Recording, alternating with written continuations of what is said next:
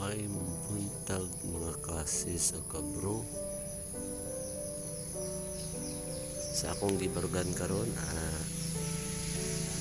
Maniyat kita sa Katalunan Grande diin manindot ang mga palibot kapamalandong gyud diri sa lugar sa PM Sister. Kining PM Sister mo kini isa sa makubinto na nailhan diri sa Davao. Daghang mga makita na to masayran ang pipila ka mga hapside ng mga pamalandong mo kining area sa mura siya gitawag og the Garden of Virgin Mary.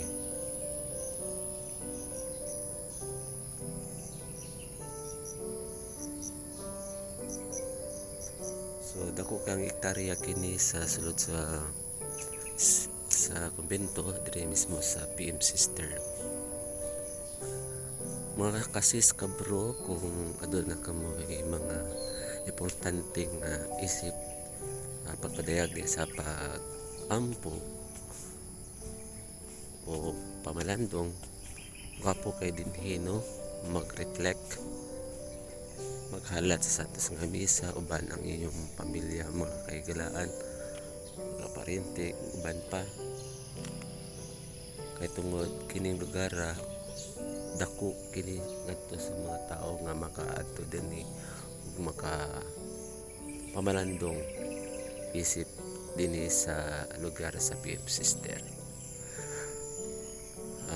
Diri sa lugar na ako ang itungdugan mao ni ang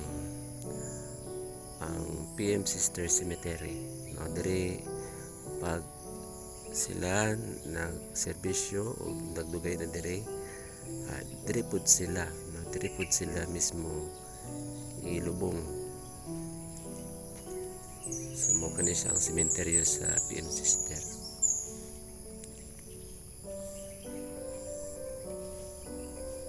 So dahang kay mga sister nga nangamatay na diri mismo gilubong.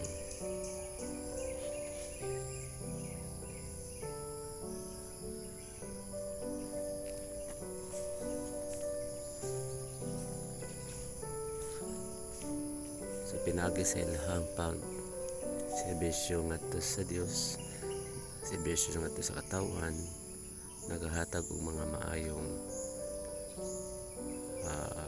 pagtuo, pagtudlo, mga katekismo diri mismo sa lugar nga akong gibarugan. Mo ko ni ang pagtuo sa ilang katapusan sa kamatayon, diri pud sila ilubong. Sa ako ang atubangan mo kani ang imahen ni Santa Maria, no, isip isa ka simbolo sa ilang kongregasyon sa PM Sister.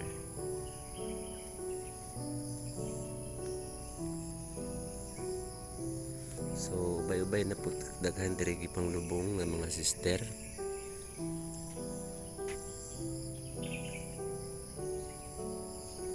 Man magdugay-dugay na gid, no, dire na gid sila lubong kauban sa ilang mga kauban pud sa mga sister nga nagserbisyo sa pagtuo. So mga ka sis bro, so diri lang ko kutob sa pagpadayag sa pagtuo o maginaton ta ko pinagi sa lugar nga ako ang tindugan inyong matutukan o matuan gayud ang pinaka solemn place diri sa tibuok diocese sa Davao sa PM Sister.